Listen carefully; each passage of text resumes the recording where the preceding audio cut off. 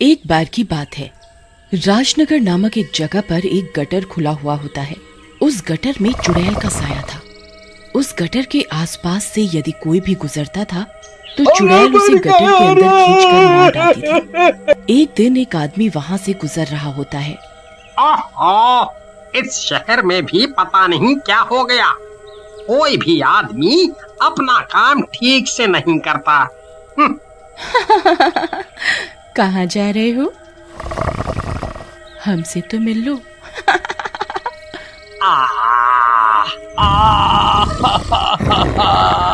भाई, कोई मेरी मदद करो।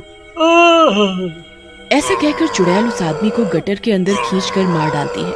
वही राजन नाम का आदमी, जो कि एक सिविल इंजीनियर होता है, अपनी बीवी रमा और बच्चों श्याम और मोहन के साथ रहने आता है। वो दिन में इसी गटर के पास से गुजरता है।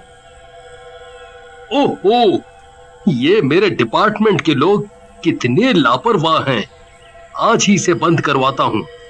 फिर राजन वहाँ कुछ लोगों को बुलाकर उस गटर को बंद करवा देता है। लेकिन कुछ दिन बाद राजन को रोज सोते समय रात को भयानक आवाजें आती हैं, जैसे कोई कह रहा हो कि वो सबको मार डालेगी। लेकिन हैरानी की बात यह कि ये आवाजें सिर्फ राजन को ही सुनाई देती थी। एक रात जब राजन सो रहा होता है, रमा, देखो देखो, वही आवाजें फिर से आ रही हैं। ओहो, कहाँ है आवाजें? तुम थक जाते हो पूरे दिन। शहर में तो गटर डलवाते रहते हो सकता है कोई बुरी कहानी सुन ली होगी तुमने। चलो सो जाओ।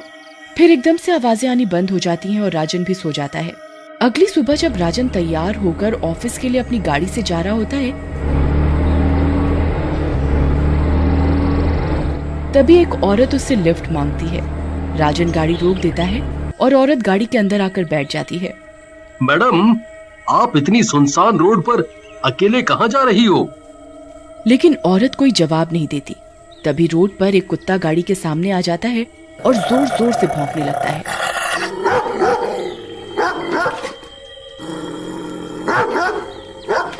और राजन के जोर जोर से हॉर्न बजाने के बाद भी नहीं हटता।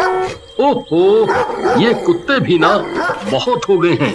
आज ही कंप्लेंट करके इनको हटवाता हूँ रोड से। एक मिनट मैडम, आप बैठिए, मैं इसको हटाता हूँ। कुत्ते को हटाने के लिए राजन जैसे ही गाड़ी से उतरता है, कार के अंदर बैठी औरत गायब हो जाती है और कुत्ते भी भौंकना बंद कर देते हैं।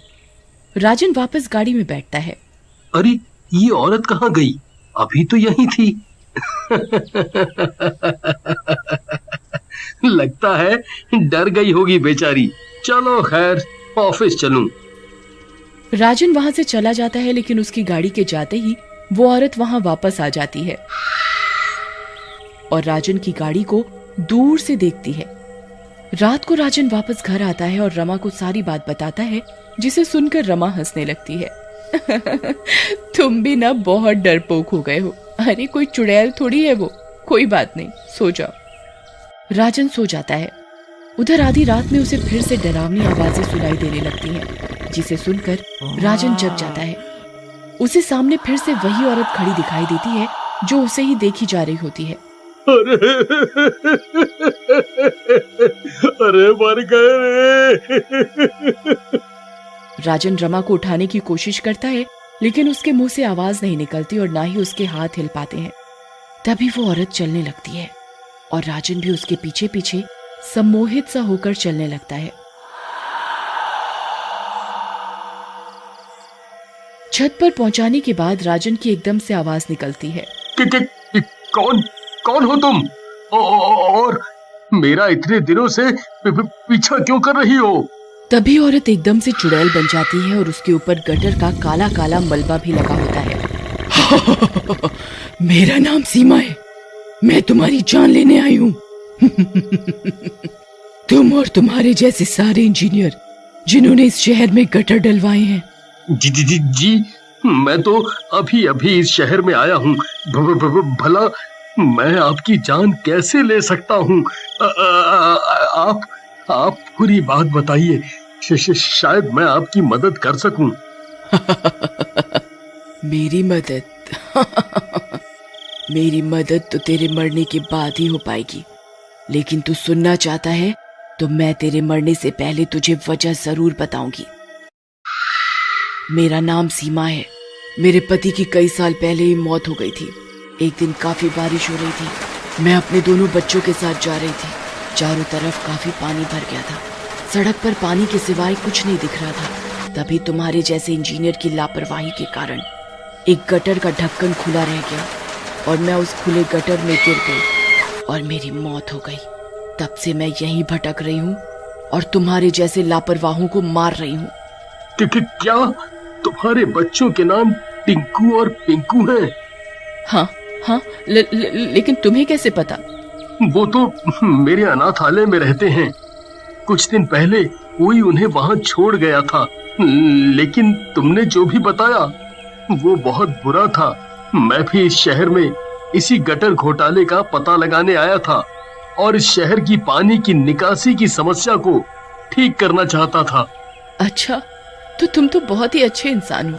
मैं तुम्हारी पूरी मदद करूंगी। मुझे इस शहर के घोटालेबाजों के बारे में काफी कुछ पता है। अगले दिन राजन तैयार होकर बबलू नामक एक ठेकेदार के पास पहुंचता है जो कि गटर सफाई का काम करवाता था। बबलू अपने गुंडों के साथ बैठा होता है। बबलू, तुम गटर साफ क्यों नहीं करवाते, जबकि सरकार तो तुम्हें पूरे पैसे देती है? अरे आओ इंजीनियर बाबू, इतने गुस्से में काहे हो? जब सरकार हमका पैसा दे रही है तो तुम काहे गरम हो रहे हो? देखो बबलू, अगर तुम ढंग से काम नहीं करोगे तो मैं तुम्हारा टेंडर बंद करवा दूंगा। हमारा टेंडर तो आप तो क्या, आपके बाप भी बंद नहीं करवा सकते। ऐसा कहकर बबलू राजन पर हमला कर देता है, लेकिन तभी चुड़ैल वहां आ जाती है। बाप का तो पता नहीं, लेकिन मेरे रहते तुम इसे छू भी नहीं सकते। ऐसा कहकर चुड़ैल बबलू को मार देती है। अगले दिन राजन शहर के नेताजी के पास जाता है। नेताजी, मैं यहाँ का नया सफाई इंचार्ज राजन हूँ। यहाँ इतनी गंदगी फैली है और जगह जगह गटर खुले हैं। आप इस विषय में कुछ करते नहीं या आप कुछ देखते ही नहीं?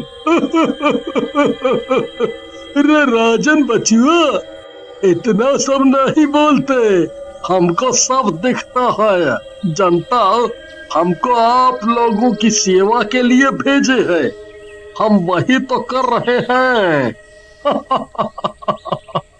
बाकी रात में आओ हमारे घर, वहीं पर सब बात करेंगे, है?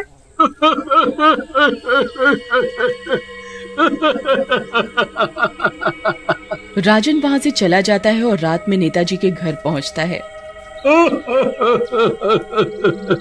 सफाई महोदय, आप कुछ कहते रहे दिन में। देखो भैया, यहाँ रहना है तो रहो, नहीं तो दुनिया में नहीं रहोगे। आप अपन मुंह बंद रखिए और जो हो रहा है होने दीजिए। आपको पता है आपकी वजह से कितने लोग मर रहे हैं और उनके घर वाले कितने परेशान हो रहे हैं। मेरे रहते मैं आपको कुछ भी नहीं करने दूंगा। आप तो हमरा एक बात नहीं काट सकते और कोई भी परेशान हो उससे हमें क्या, हमको तो हमारा हिस्सा चाहिए, समझे? अब यहाँ से निकल लो और हमें गुस्सा मत दिलाओ। तभी वहाँ चुड़ैल आ जाती है। अरे मर गया रे, ये नास मिट्टी चुड़ैल कहाँ से आ गई?